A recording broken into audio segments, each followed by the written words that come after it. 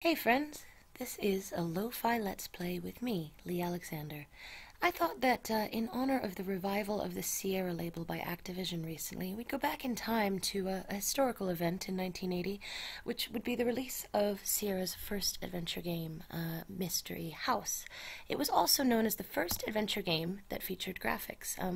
Contrary to some erroneous lore, it is actually not the first graphical computer game. There were some old war games and role-playing games on computers that had graphics, but this was the first one to take the traditional text adventure format and add some pictures. I think you'll find to dubious effect, but let's check it out for ourselves, starting with some instructions. Instructions for high-res adventure. Early Sierra games were called high-res adventures. Mystery House was high-res adventure number 1.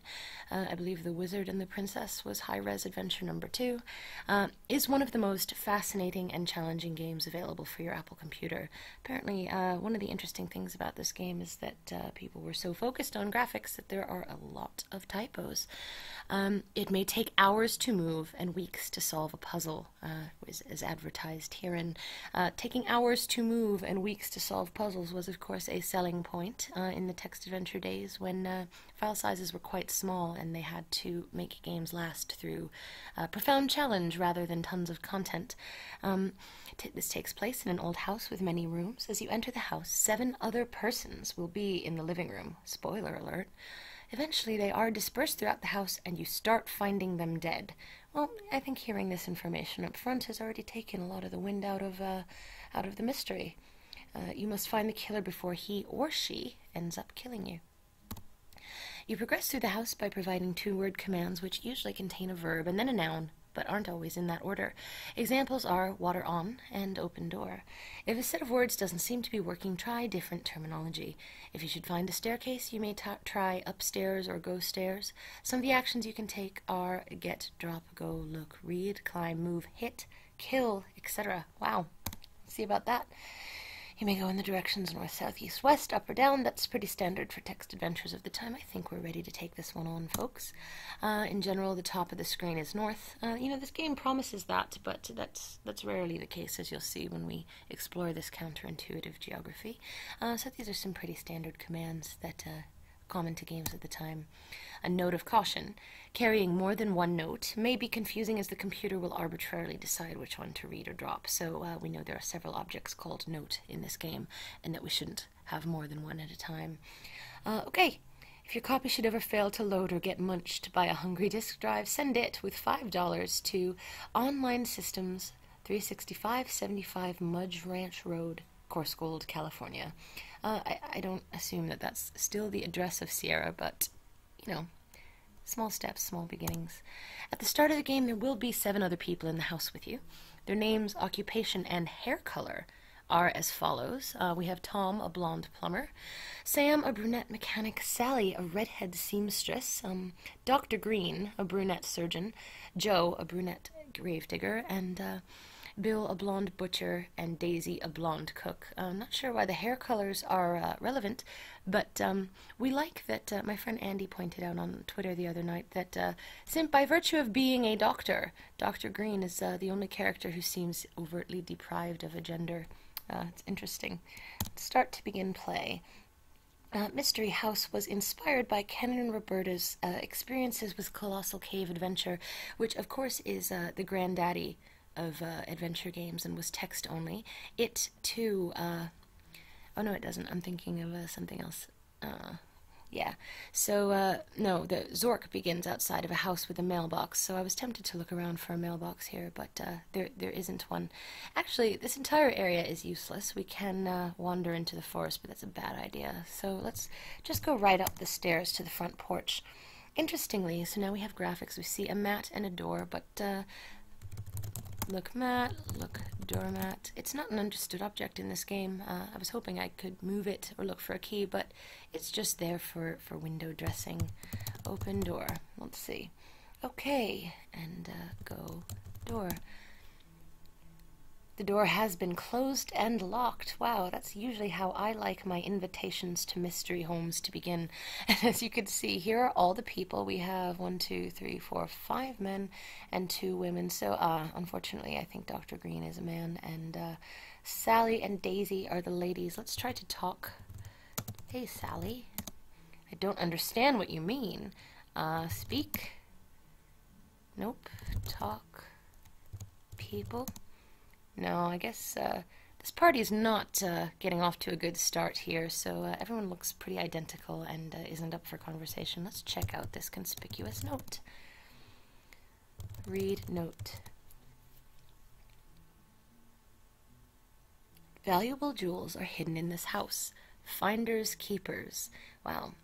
Someone maybe had some interesting thoughts that they scrawled down and left on the floor to kick off this this visiting adventure. Again, if we didn't know that this was a murder mystery already from the instruction screen, I might be a little bit more curious about these people, but since this is the only opportunity we'll have to even look at them in an alive state, let's head off to the kitchen, see if we can make people some drinks and hors d'oeuvres. Wow, okay. This is actually a 4-color game.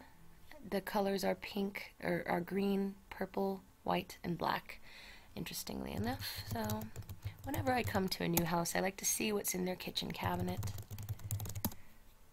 Oh, I think that looks like it's a book of matches. Probably going to need that.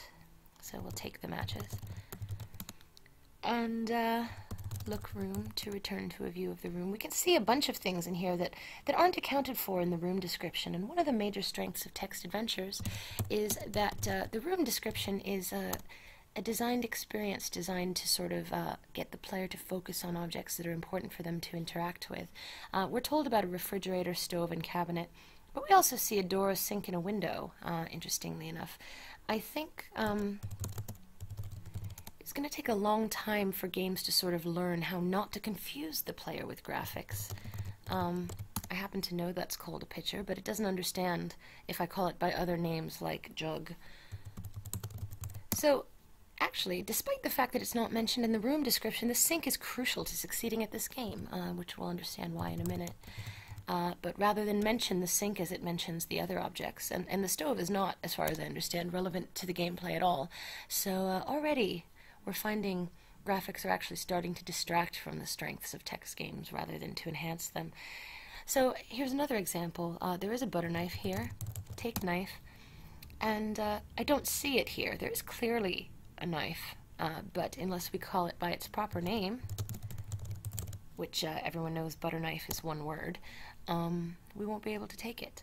And luckily we read the instructions, so we know that the command is water on. Turn on water, get water, pour water. None of those things work right now at this kitchen sink. Water is running into the sink.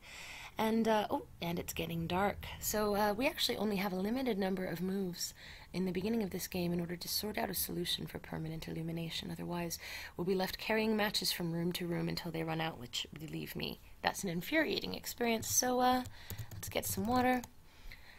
The sink seems to turn off on its own after you take the water, because if I wanted to fill the pitcher again, I'd have to turn the water back on. The game doesn't understand fill pitcher. So already some of the puzzles, quote-unquote, in this game are emerging from the fact that the game isn't very smart and it frustrates and confuses the player easily. I dare say, and this may be a controversial opinion, that ease of frustration would become a hallmark of Sierra games going forward. That being able to stump or confuse the player by virtue of the game's stubbornness was more important than designing puzzles that were elegant or would occupy your attention for a long time. So the guests have dispersed. The creepy note is still here. And already now I'm going to tell you that there was a problem with the game's early explanation that cardinal directions were mostly north, south, east, and west, because by that logic, going south should take us back outside. And I actually was stuck on this game for a little while, assuming that south would just lead me to confront the locked door to the outside world rather than take me into a dining room where, as you see, it is getting dark. Let's take a save. It's always good to save. The trademark save early, save often is associated with Sierra games because they could spontaneously kill you without warning or preparation, and that too was considered to be a design trait rather than a design flaw. Let's take this candle, which again, we're told we're in a dining room, but we're not given any information. I think this abominable shape is supposed to be a lamp or a ceiling sconce, but it's not relevant, so we don't need to worry about figuring out what that is. Sometimes you do have to worry about figuring out what the objects you see are. Luckily, that candle's pretty well drawn, so I assume it's a candle. It's getting dark, so why don't we light the candle with the matches that we have? Okay, and here's a fun part of the game. We're going to try to open a door. Any move that you take in this room and in this room only with a lit candle will cause you trip over a rug and fall. Uh-oh, you started a fire with your candle. I have one move to solve this problem. Trying to leave the room, even trying to save the game at this point, would result in my encountering death by consumption of flames. And so we have the water from the kitchen, luckily, but if we had done any of those things in any other order, the game would not be very forgiving. So luckily we know we only have a few moves to get the water and the matches and the candle before it's too dark to see and before we get stuck in this room with no water. There is a hole in the floor, which we can tell by observing. Good thing we didn't assume it was a stain or a soot mark or something else, because if we look in that hole, we find there's a key. The game is still warning about the impending darkness, even though we did get the candle lit in time, so we don't have to worry about that. Let's take this key. We don't know what it's a key to. We type look room again to get back to where we were. Why don't we continue exploring now? Heading on over here. You're in the old, dusty library. There's another note, okay? Let's read the note to see what else our sketchbook killer has to tell us. 7 minus 6 equals 1. Then I am done. Oh, so I suppose all of the guests but one, we would presume that's the killer, would be left after all of the guests are eliminated. So we discard the note. And again, even though I would say this is a comparatively nice drawing, some cobwebs, some shelves, a fireplace, a sofa, table. Look, sofa. There's nothing special. There's nothing special about actually anything in this room, spoiler alert. So despite the fact that someone has taken care to draw the room, presumably to create atmosphere, nothing that there is for us to look at is... There are not many books left, it says, but you can't take any books, you can't read any books. I've tried. So again, the visual fidelity of the room that we're in is not really relevant to the actual game we're playing, which is a conversation between text commands and text descriptions. And again, this is, I think, an example of how the addition of graphics didn't really meaningfully enhance our understanding of our experience, and maybe serve to confuse it, as these are not always valuable spatial relations for us visually. You can follow the fence to the south. At this point we're given relevant directional information, but doesn't always... Oh, hello. There is a dead body here. Here's a fun bit of news, that the fundamental format of Mystery House, exploring a house where things change as you visit different areas and you discover bodies, would go on to be revisited by Sierra in one of my favorite adventure games, The Colonel's Bequest, which, maybe, if everyone's real nice to me, I will do as a lo-fi Let's Play in the future. It's commonly requested, but I've avoided it because I like to do games where I have maybe something to add, or something to show you that you may not have seen before, or a perspective that maybe hasn't been considered in historical context. And the classic Sierra games are well-trod, and I don't know if I have anything to add there. Nonetheless, let's see. We have, it is Sam the mechanic. He's been hit in the head by a blunt object. Poor Sam, that's unfortunate. So let's go and see what's going on. Go gate. Wow, this house has a graveyard built in just in case any murders take place. You're in a small fenced cemetery. There are 6 newly dug graves. Wow, someone is expecting a lot of deaths to take place. Who is that? Why is he standing there? It is Joe, the grave digger. He has just finished digging the 6 graves. Wow, it is a good thing that we invited a grave digger to this party so we can be prepared for all the murders. But there's never any explanation given for why this gawping stick figure and his scribbled shovel were aware in the first place that 6 graves would be needed. You'd think that if he's not the killer, he wouldn't be so prepared. Talk Joe, he doesn't talk much. Okay. Take shovel. Joe won't let you. Okay. Well, at this point, I'm going to go ahead and assume that this guy is the killer. Because, again, why was he so prepared with all these graves? It seems a little suspicious to me. But, again, the game doesn't have the infrastructure for me to even interrogate that hypothesis. And it's well known that one of the traits of a good adventure game, for example, some of the more polished later, maybe the LucasArts breed of games, would anticipate things that the player would try and would know that the player would sometimes intuit combinations of items that made sense but weren't quite right, and they had a bit of feedback for you there. But these games, these older games, definitely weren't there yet. So what if I think he's the killer? I don't know how to hit something. Well, the game told me in the beginning that I could hit someone, and apparently that's not true. So I suspect this man. I want his shovel. I can't speak to him. I can't attack him. I literally have no choice but to walk away and to go back inside. And luckily, Joe is probably not the killer because he let me live. I don't know. Let's return to the house. Continue our exploration of this mystery house. And let's see. So, even though the game is crude, the problems could have been easily resolved even using the simple set of tools that it had available. I think a lot of the things that made this game frustrating and therefore long-lasting and therefore gangbusters popularity. It sold like 10,000 copies, which was unheard of for a computer game at the time. The Sierra Company was built on the back of this game. So, maybe who am I to point out all the design flaws that led people to spend. Yeah, I can't go in that direction even though North is right in front of me. Let's see. Now we're in a baby's room, and there is a dead body here. It is Dr. Green. It appears he has been stabbed. Well, you can see he has been stabbed by the big X in his chest.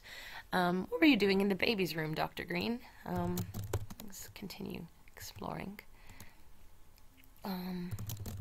You see, the hallway is not particularly diverse. Aha, a new note. Let's take the note and read the note. Oops, not read, nope. You will never find it. It's all mine. Well, surely, if you really wanted the treasure that badly, did you really have to kill everybody? This is not exactly immersive storytelling, and again, I know I sound like a stuck record, but there were text-only games that had better design and richer atmosphere. Maybe not in 1980 per se, but I mean even Colossal Cave, despite having no graphics, I think had a bit more to offer than this, and some of the early Infocom games as well. So let's see. A dagger is thrown at you from outside the room. It misses. Yeah, missed me. Wow. And there's a dotted line showing you the arc of the dagger, which has plunged into the bed. It's a good thing we didn't meet our end here. I'd like to confess that once I found this dagger in my first playthrough, I did try to take it outside and go and kill Joe with it because, again, I suspect the guy who's already dug 6 graves, even though I've only found 2 bodies or something like that. But the game, again, was not prepared for my experimentation in that direction and did not reward me, even by having Joe overpower me with his shovel in self-defense. Okay. Oh, there is a dead body here. Is it Sally or Daisy? It is Sally, the seamstress. There's a large lump on her head. There's a blonde hair on her dress. Wow. Can we take the hair? Nope, don't know how to get a hair. Not a very competent detective here. So wow, Sally's been taken out as well, and now we can suspect that the murderer is a blonde. Do you remember the descriptions of the people in the beginning and who was a blonde? Other than Daisy, maybe the killer is Daisy. I think the killer is either Daisy or the other blonde.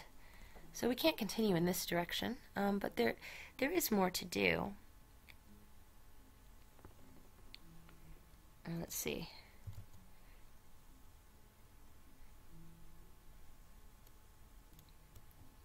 Try to continue going around. Where did we find... Maybe we can continue. I think there's some places that we hadn't explored. There's more to do on this floor, I know there is. but I'm lost again. Sometimes that happens to me, I'm afraid. There's still bodies in this room. Killer doesn't even really clean up after himself or herself.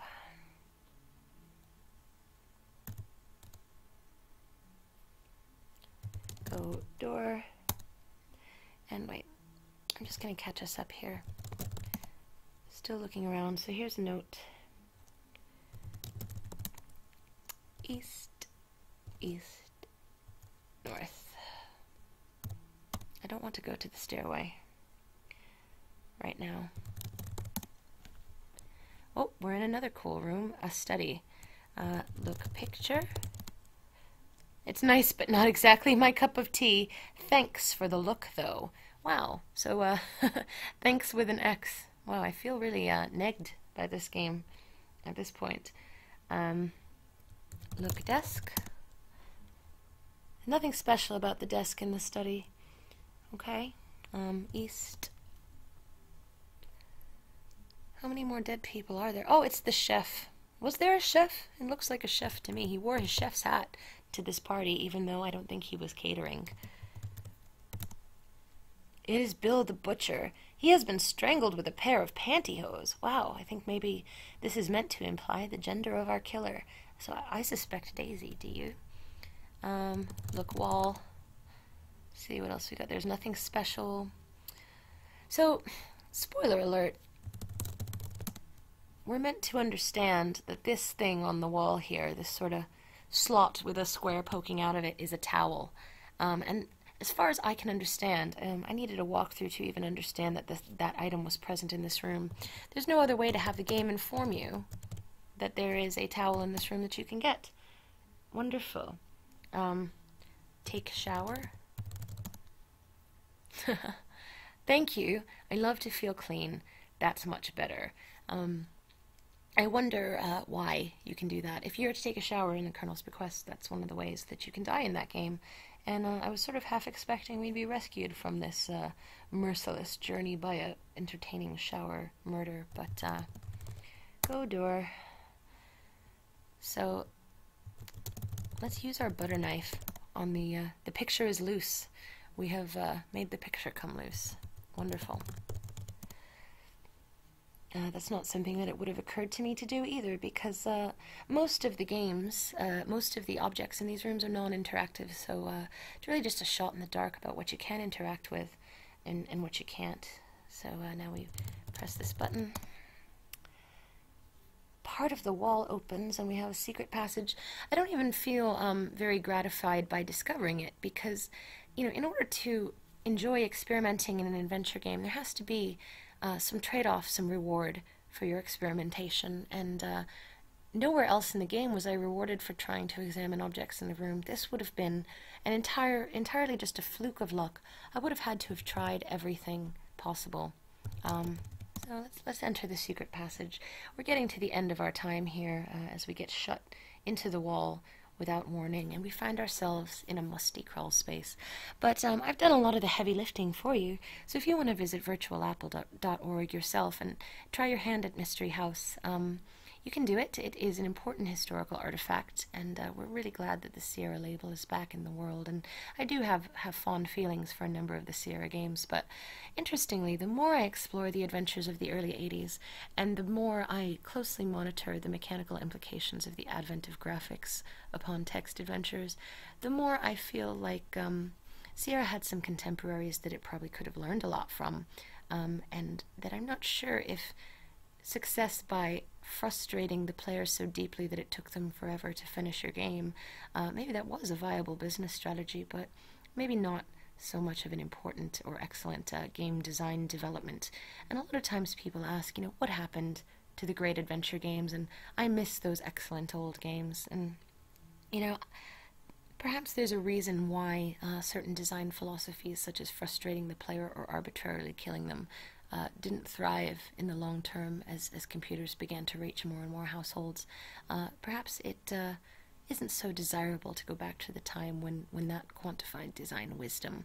Anyway, thanks so much for coming with me for another Lo-Fi Let's Play, and if you have memories of old Sierra games, Mystery House or otherwise, please share your thoughts in the comments, and if you get any further with this one than I do, let me know.